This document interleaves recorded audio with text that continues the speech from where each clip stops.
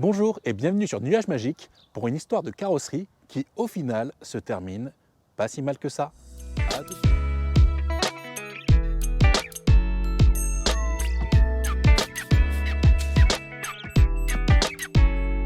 Si vous me suivez régulièrement et si vous avez regardé les vœux que je vous ai présentés pour l'année 2021, vous devez savoir que j'ai eu un souci de carrosserie avec ma Tesla Model 3.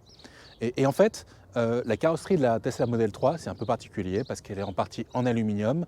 Le sujet de l'assurance, c'est toujours un sujet qui pose des questions parmi ceux qui s'intéressent à cette voiture. Et voilà, je me suis dit que c'était un bon sujet de vous dire comment ça se passe quand on a un pépin de carrosserie avec cette voiture. Pour commencer, retour sur les lieux du crime, je vais vous montrer comment les dégâts se sont produits. Alors voilà, c'est ici que ça s'est passé. C'est un vendredi soir, je crois que ça devait être début décembre, à 19 h. Du coup, il faisait déjà bien nuit et en plus, il pleuvait. Donc la visibilité n'était pas top. C'est le vendredi soir, on a juste envie de rentrer à la maison et être bien pour le week-end. Et il se trouve qu'il y avait des voitures qui étaient mal garées, comme je le suis. Là, on voit que normalement, c'est une route à double sens de circulation. Et ici, en fait, on est juste dans un virage en S. Ça se voit peut-être pas super bien sur la vidéo, mais quand on y est, je peux vous dire qu'on le voit bien. Et donc, du coup, il y avait des voitures qui étaient garées tout le long du virage en S. Là, il se trouve que je suis pas mal collé sur la gauche. La voiture qui était juste un peu devant, qui était par ici, était davantage décalée à l'intérieur du virage. En réalité, je passe régulièrement dans le coin. D'habitude, ça se passe bien. Ce soir-là, avec la fatigue, la pluie ou je ne sais pas quoi, ce qui s'est passé, c'est que l'avant est passé correctement. Et à l'arrière, au moment de me rabattre pour bien m'inscrire dans le virage, ça a touché à l'arrière droite. Donc je pense qu'il y avait vraiment quelque chose à aller chercher avec l'assurance, à montrer que le véhicule était mal garé en plein milieu d'un virage. On a contacté l'association Automobile Club de France, si je me rappelle bien, je confonds avec Automobile Propre. Et il se trouve qu'on n'est juste pas allé au fond de la démarche. On aurait dû les alimenter avec des photos, des vidéos, je pense un peu plus d'infos, de contexte, et ils auraient pu nous aider à défendre le sujet. Parce que normalement, quand tu as un véhicule qui est mal garé dans un virage, qui gêne la circulation, la visibilité en plus, par temps de pluie la nuit, il y a moyen d'aller chercher le 50-50, mais là on en est resté là et du coup on était responsable à 100%. Alors je vous ai expliqué comment sont arrivés les dommages, maintenant je vais vous montrer les dégâts. Donc comme vous pouvez voir, au niveau de l'aile arrière droite, on a une partie qui était, alors on va pas dire rayée, on va dire, je ne sais pas si on peut dire éraflé, je ne sais pas si on peut dire arraché, mais c'était clairement bien abîmé. Ça partait un peu de la portière jusqu'à l'aile, jusqu'à un petit peu plus derrière au niveau du pare-choc. Et du coup, il fallait faire quelque chose pour tout ça. Et clairement, c'est là que ça devient intéressant. En fait, avec la majorité des véhicules sur le marché, si j'avais eu un souci comme ça, mon réflexe, ça aurait été d'appeler mon assurance que mon assurance me renvoie vers un garage autour de moi qui est agréé et qui me permettrait de gérer de manière hyper simple toute la réparation des dégâts. Mais voilà, c'est Tesla, et avec Tesla, c'est toujours un peu différent. Donc je vous l'ai dit, il y a des spécificités sur la carrosserie. Il y a une partie de la carrosserie qui est en aluminium, et en plus, avec le rouge, la peinture est délicate. D'ailleurs, Tesla avait eu beaucoup de soucis pour faire des modèles rouges conformes. Donc, il faut vraiment passer par des gens qui connaissent. Et là, le bon réflexe à avoir, c'est d'aller sur le site de Tesla, et de chercher la liste des carrossiers agréés par la marque. Si vous vivez juste à côté d'un centre de service Tesla, vous pouvez vous dire « Ok, pas de souci, je vais l'amener chez Tesla, ils vont s'occuper de tout ». Mais non, en fait, il se trouve que quand vous allez dans le centre de service Tesla, ils vont s'occuper de tout le reste, mais pas de la carrosserie. Et ceux qui ont eu des petites reprises à faire au moment de la livraison du véhicule savent de quoi je veux parler. Des centres de carrosserie agréés Tesla, il n'y en a pas tant que ça en France, et j'ai la chance d'habiter à côté de plusieurs centres qui sont vraiment pas loin de chez moi. Et ça, c'est un point important. Si vous vous intéressez à la Tesla Model 3, en dehors du problème de la charge au quotidien, en dehors du problème de la maintenance, donc c'est quand même bien d'avoir un centre Tesla à proximité si jamais vous avez des réparations, des problèmes de batterie ou autre, bien qu'il y a le service Ranger qui permet de venir directement chez vous. Mais par exemple, quand je vais devoir faire mon upgrade pour la version 3 du hardware conduite entièrement autonome, ça ne pourra pas être fait par un ranger, il faudra que j'aille au centre de service.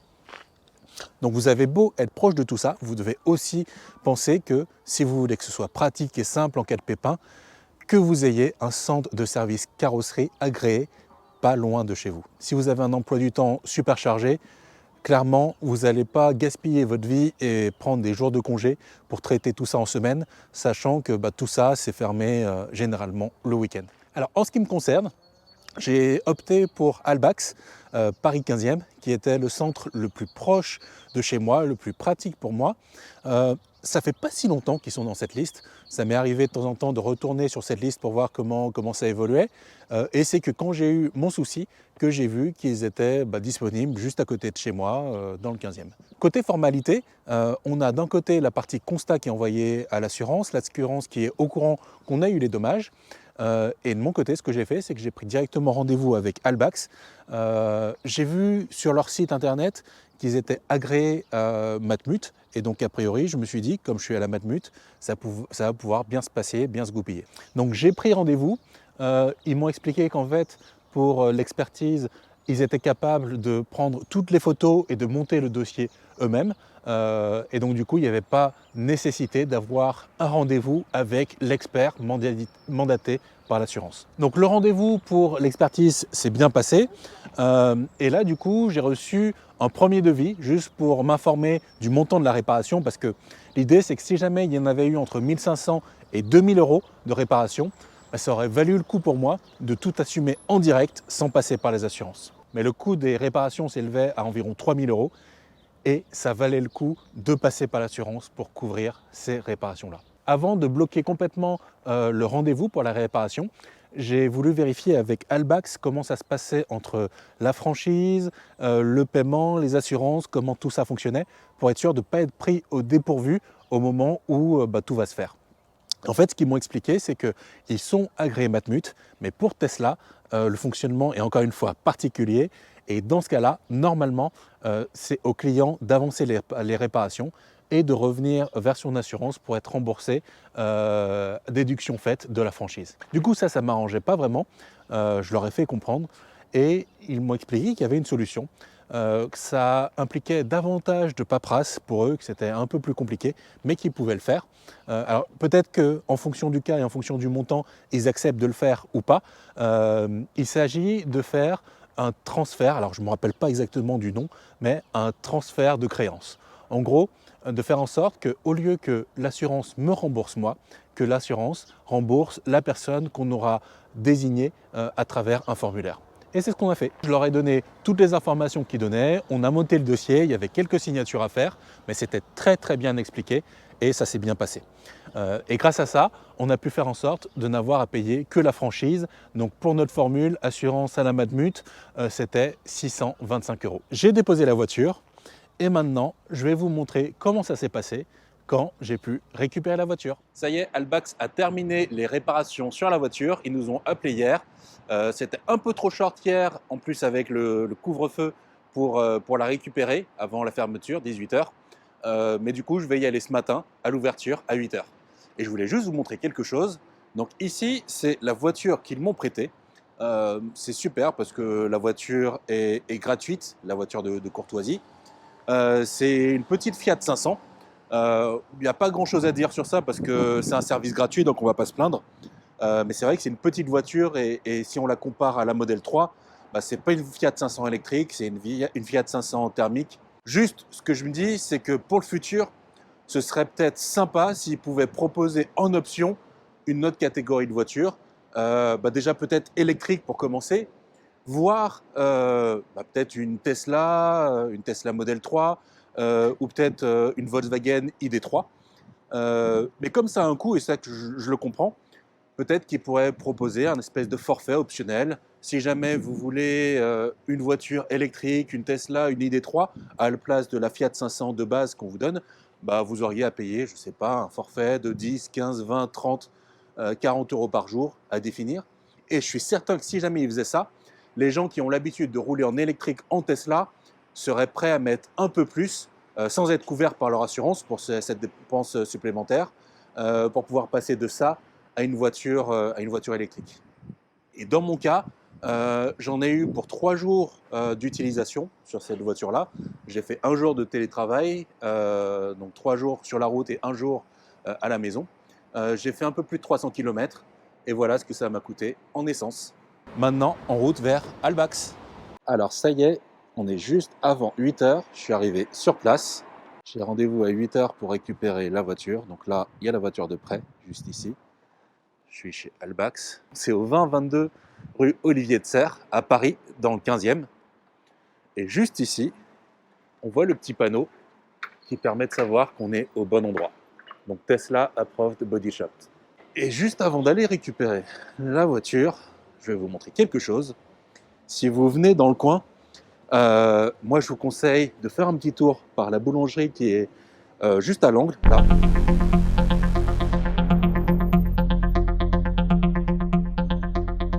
C'est un des établissements des boulangeries Ganacho, comptoir Ghana.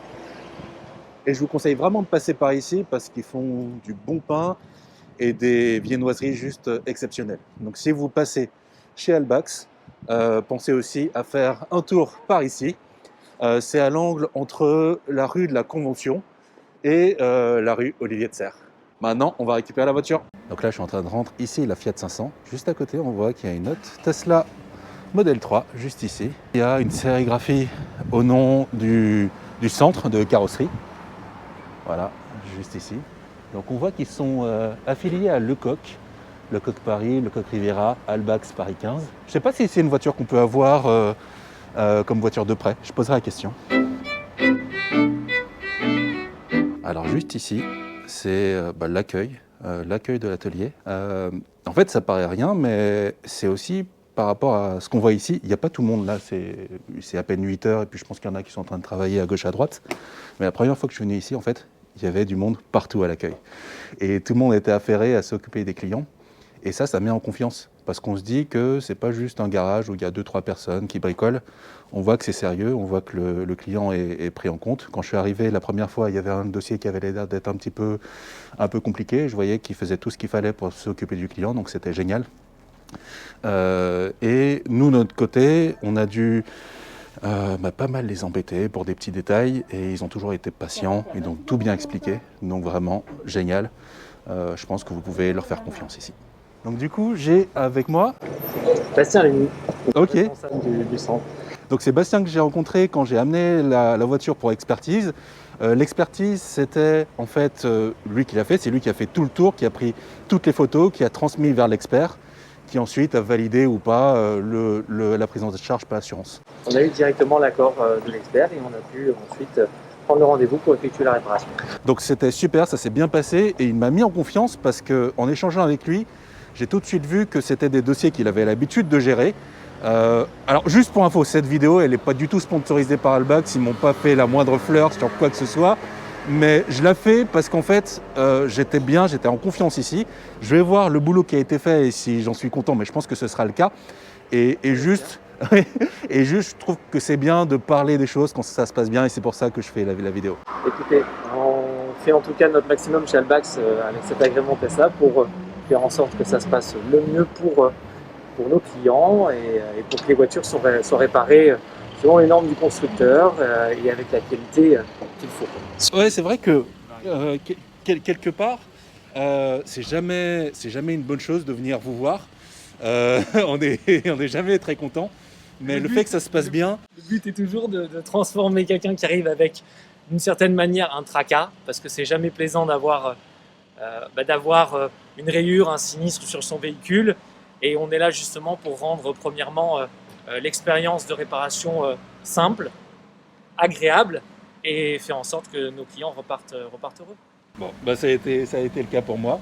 Juste, j'ai vu que sur la Tesla Model 3 qui est juste ici, elle est sérigraphiée au nom de l'atelier. Est-ce que c'est une voiture de prêt? Ça peut être un véhicule de prêt effectivement et c'était le moyen aussi d'avoir un petit peu d'image pour notre entreprise. Ok. Effectivement. Alors, ce que je m'étais dit comme réflexion, juste avant d'arriver ici, j'avais fait une petite vidéo où je faisais le plein de la voiture que vous m'aviez prêtée. Je disais c'était super parce que vous m'avez prêté une voiture gratuite. C'était simple pour la réservation, donc juste génial. Et je me suis fait la réflexion Voiture hybride quand même. voiture hybride en plus, je ne l'ai pas dit dans la vidéo, mais on le voyait. Donc génial pour ça. Après, je comprends qu'avoir une voiture de près, comme voiture de près une Tesla Model 3, c'est pas donné. On Est-ce que aimerait ce bien serait en avoir, possible, à un moment donné, de pouvoir avoir le choix de payer un peu plus cher, donc de se dire qu'on a un forfait de X euros par jour, et avoir accès à une voiture comme celle-là? Eh ben, écoutez, déjà, on commence à voir les premières chez nous. Ouais. Et puis, ce sont des réflexions qui viennent avec vous, Ok. par exemple, nos clients, ces discussions, des discussions qu'on peut avoir en interne. Et c'est des choses qu'on fait évoluer. Ouais. On travaille avec la marque depuis plusieurs années sur notre carrosserie Lecoq à Paris. Ok. Et depuis quelques mois, bientôt 1 an ici aussi. Et voilà, on fait évoluer tout le temps Ok, ces apports pour le client. très bien. Après, effectivement, Bon. on n'a pas toutes les idées dès le début. Non, mais ça vient. mais c'est déjà génial, hein. Et je le disais, le fait d'avoir quelque chose de gratuit et de simple, sans prise de tête, c'est déjà ce qu'on vous demande. Tout le reste, c'est du surplus, donc on verra. Ça y est, la voiture arrive. Une petite note. En fait, je leur avais demandé à ne pas faire de nettoyage parce qu'on a un traitement céramique dessus. Mais quand je la vois ici, dans le garage, bah, elle m'a l'air vraiment très propre. Bonjour et merci pour la voiture. Merci. Merci à vous. Donc encore une fois, c'était vraiment ma demande de ne pas avoir de nettoyage de la voiture. Et là, on voit la réparation. Donc ici, on avait une grosse, je sais pas, c'est pas une rayure, c'était beaucoup plus profond que ça. C'était vraiment arraché sur cette partie-là. Et un petit peu partout, on avait des petits dégâts. Et on voit que tout a été réparé. C'est bien de se mettre sur le côté pour voir que ça a l'air d'être vraiment très propre. C'est particulièrement difficile de s'occuper d'une carrosserie comme ça? Bah, écoutez, il faut travailler avec des techniciens qui ont un vrai savoir. Donc ça, c'est quelque chose de très important chez nous et qu'on a. C'est sûr qu'on n'est pas sur un véhicule lambda, donc en termes d'opération, de process, c'est assez particulier et il faut respecter certaines choses. On est sur un véhicule complètement électrique avec des procédures du constructeur, mais ça se fait. Après, on essaie d'être les plus fins et les plus pointus sur nos redressages, le terme des finitions. Et puis pour parler de ce véhicule en particulier, la couleur n'est pas la plus simple, on va dire, Ok. avec des peintures nacrées où il faut commencer à avoir une certaine connaissance pour les peindre correctement, et c'est ce qu'on essaie de faire chez nous. Ok, bah là comme ça au premier coup d'œil, ça m'a l'air d'être très très bien. Bon, bah merci beaucoup. Merci à vous. Maintenant, ça fait 1 mois que les réparations ont été faites et je peux vous dire qu'à chaque fois que je rentre dans la voiture, je jette un petit coup d'œil sur le côté pour voir si je vois encore des traces, des dommages. Alors je vais vous le montrer encore une fois. Donc là, la voiture, elle n'est pas du tout nettoyée et tout ce que vous voyez là, c'est vraiment que des traces de la route. Mais clairement, on ne voit aucun séquelle de cette mauvaise aventure. Ça s'est bien passé. Merci encore une fois à Albax. C'est bien de pouvoir ressortir d'une expérience comme ça en étant juste soulagé, en passant à autre chose et sans se dire « Ah ben mince, le boulot a été mal fait, je dois y retourner ou ça s'est mal passé ». Donc voilà, c'est bien d'avoir affaire à des pros qui connaissent bien leurs affaires. Donc merci à eux et très sincèrement, j'espère de ne pas vous revoir sitôt. Salut!